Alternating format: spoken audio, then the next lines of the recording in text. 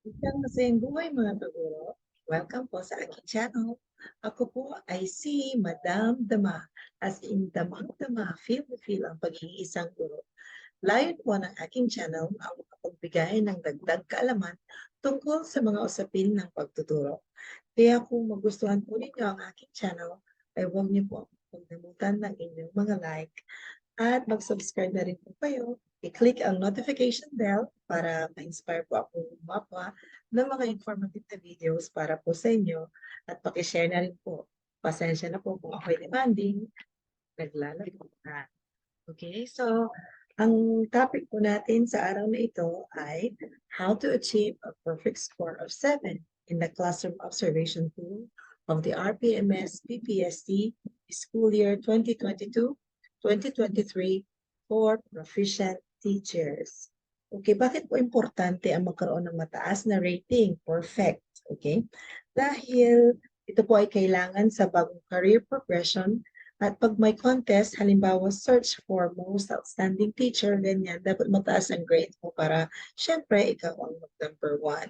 So ang aking MOV sa video ito, MOV daw, ayan, ay ang COT na 100% legit. Galing po yan sa COT rating noong April 17, 2023. Yan, perfect.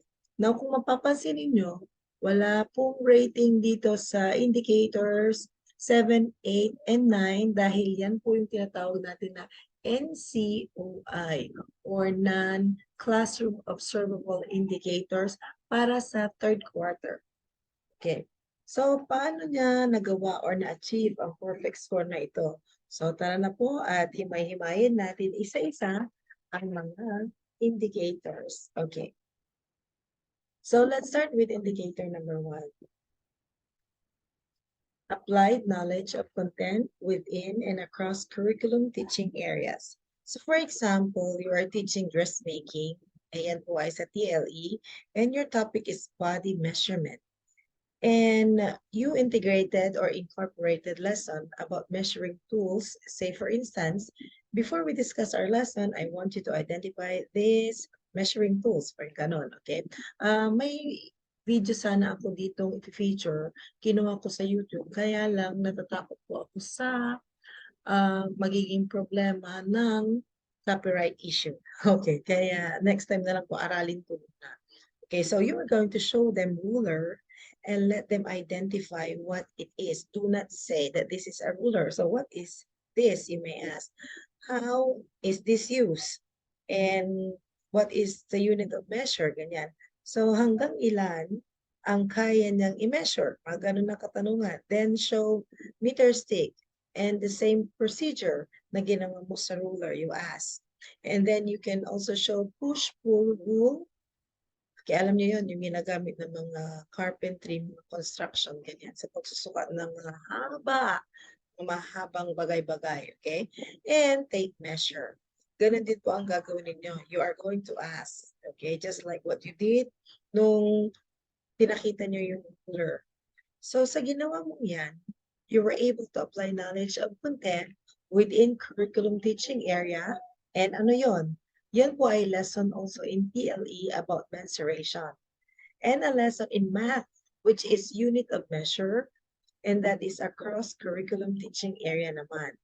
So kapag nakita, narinig ng rater mo yan, syempre perfect. Kung hindi, malamang sa malamang hindi niya alam ang ginagawa niya or madamot siya. At kung ganyan ang attitude ng rater natin, ay naku, hindi ko na po alam ang gagawin, hindi ko na po problema yan. Okay? And you may also ask, okay, so why is it important to give the correct measurement? Ganyan. So palalabasin mo ngayon yung value ng fairness, equality, ganyan. So again, you also incorporated lesson in values education, which is also another across curriculum teaching area. Okay po. So next, we have indicator number 2. Used a range of teaching strategies that enhance learner achievement in literacy and numeracy skills. Okay, so doon pa lang sa first activity mo na magtanong nung mga names of measuring tool, pag-explain nila, may literary skills enhancement ka na. Now, you are going to ask the students to read your slide deck, not you reading. Ang pagkakamali kasi ng ibang teachers, they love to read.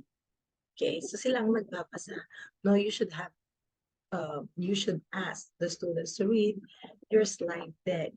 And that is the time that whenever they make mistake in the pronunciation, then you correct them. Okay, you write the words, you use the blackboard to emphasize mispronounced words. Okay, so enhancing their literacy skill. Asking them to answer in complete sentence, yung mga yon are some of the strategies that enhance learners' literacy skills. So numeracy skills naman, any question that will lead the learners to do even a simple mathematical operation, numerical problem solving, or counting, ganyan, can bring out or can enhance their skill in numeracy.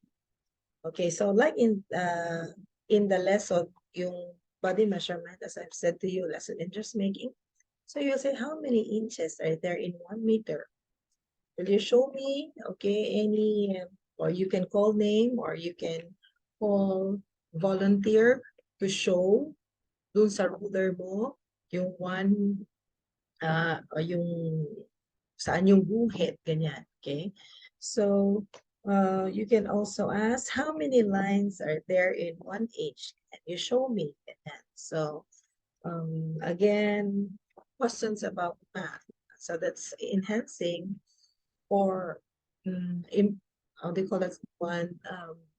Oh yes, enhancing the numeracy skills of the learners. Okay, so another example is that if you're a science teacher and your lesson is about the importance of water in the body, so in the enhancement of numeracy skill, you may ask, how many glasses of water should we drink a day or in a day? Ganyan.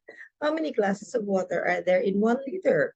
So therefore, how many liters of water do we drink in a day? Okay, so mga ganun na question. Yun ang pag-enhance ng ating numeracy skills ng mga bata. Okay, the third one is applied a range of teaching strategies to develop critical and creative thinking, as well as other higher order thinking skills. So the use of discovery approach through questioning will help you achieve perfect score in this indicator. Like in the lesson sample, from these measuring tools, which do you think is the perfect tool to be used to measure the body measurement? Ayan, isasagutin nila. And then why? Okay, pero sa mga sasabihin nila, ma'am, because it's flexible. You can measure the waist by turning. You cannot use the ruler to do that. Mga ganyan. So the most important thing here is that you should not answer your own question. Okay? And so it's the art of questioning, asking thought-provoking questions, okay? Or situational questions can also help in critical and creative thinking. And as I've said, do not answer your own question. It's a no, no, no. So paano pag di nila masagot? You have to drive them. Rephrase the question. Give them clue, either verbal or non-verbal clue. Kahit maging guessing game yung lesson mo. Say, for example, i-actuate mo or you act, give a scenario. Artista ka, di ba? So until they come up into the right answer. So you say, it's a 5-letter word. It starts with R and it measures ganyan. So you have to give them clue. Okay? So if they are able to answer, they're able to participate well, then of course, mataas or perfect ang score mo dito sa indicator na ito. Next, we go to number 4. Manage classroom structure to engage learners individually or in groups in meaningful exploration, discovery, and hands-on activities within a range of physical learning environment. So make sure to engage all learners in every activity. Give equal opportunity, hindi may isa, dalawa, tatatlo on the very side. If it's a group activity, make sure that everyone is actively participating in the activity within the group. And of course, you have to arrange the physical arrangement, okay?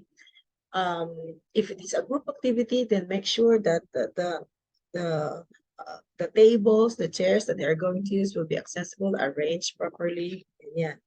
And it has something to do with the next one, next indicator, manage learner behavior constructively by applying positive and non-violent discipline to ensure learning-focused environment. Why is 4 and 5 indicator interconnected? Because it's all about management. Okay. 5, you have to make sure that learners maintain classroom discipline in all the activities that they're doing. So you are going to reprimand them of their misbehavior at once. Okay. And maiiwasan natin ang misbehavior kapag nagbigay tayo ng clear instructions before the activity. Ipaliwanag muna ang instruction and then you ask, do you have question before you proceed with the activity? Para kapag sinabi mo go, alam na nila yung gagawin nila. Hindi na maingay, hindi na sila nagtatanong. So you have to present the instructions clearly. Okay? Next one is number 6. Use differentiated developmentally appropriate learning experiences to address learners' gender, needs, strengths, interests, and experiences. So in group activities, you should address learners' gender. Say for example, pero pag medyo mahirap yung activity, okay, this group will be a combination of the girls and boys, but the boys will do this one and the girls will do, okay. So you are going to give consideration of their gender. It's equal that the group has girls and boys. Of course, we cannot hide the fact that there are still activities na hindi magagawa ng girls, okay? Kung ano-ano yun, huwag yun na akong paliwanagin ng mga maraming bagay. Okay, so pagka masakit ang puson, okay, ma'am, can you excuse me with this activity because I'm having my monthly period? And that is addressing the needs of your learner. Okay, ma'am, pwede po ba akong lumapit because hindi ko mabasa? Addressing the needs again. The strengths, ma'am, hindi ko po kaya, pwedeng sa group B na lang po ako. Okay, of course, interest. Say for example, in English, pag poem, you are going to interpret the poem. Okay, I will group you into 2. Group 1, those who are good in singing. Group 2 will be those who are good in dancing. O bakit ganun ang grouping mo? According to their interests and experiences. Because they are going to interpret the poem, yung mga mahilig kumanta, sa song. Kaya kakanta sila. Yung mga mahilig sumayaw, dito sa sayaw, okay? For that, the activity will be very effective and the students will be very participative. Bakit? Kasi kapag sinabi mo, kahit hindi ka mahilig kumanta, dito ka. Paano pag ayaw niya? Kasi hindi niya yung hilig, di ba? Kaya pag hilig nila, hinati mo sila, group mo sila according to their strength, interests, and experiences, the activities will be very successful.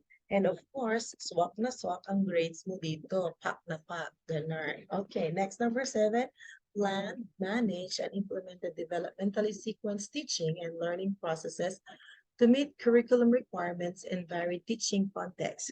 Okay, so ito yung sa DLL. Make sure that you follow the proper sequence, especially during the execution of the lesson. Okay?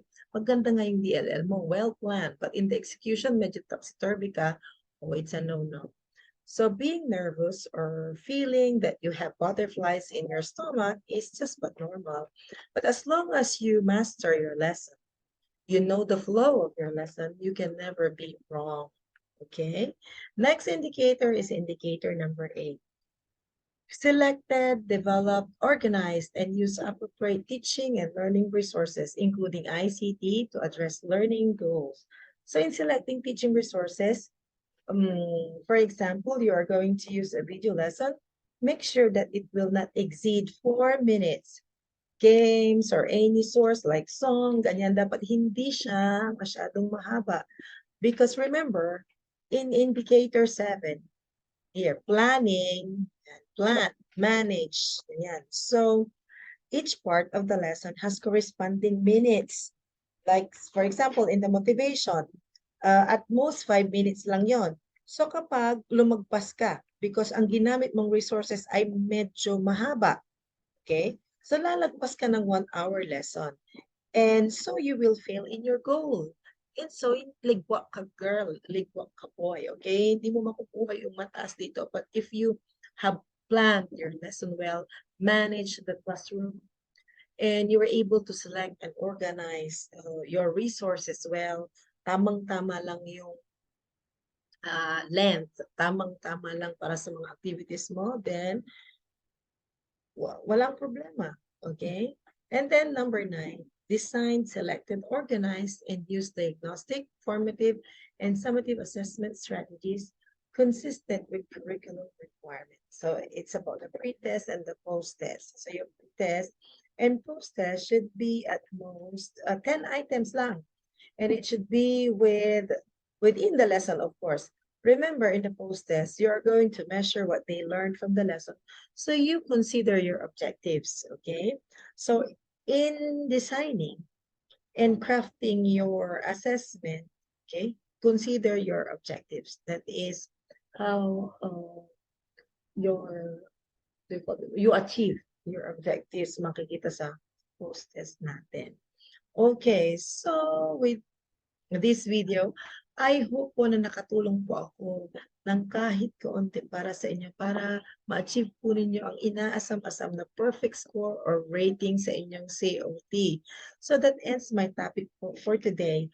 Kung nagustuhan po ninyo ang aking video, please, please, please po like and subscribe and share. And welcome po kayong mag-comment at magtanong sa baba po. Sasagutin ko po lahat yan, lahat ng katanungan nyo sa abot ng aking makakaya. Maraming salamat po at see you again sa aking next vlog. Thank you po.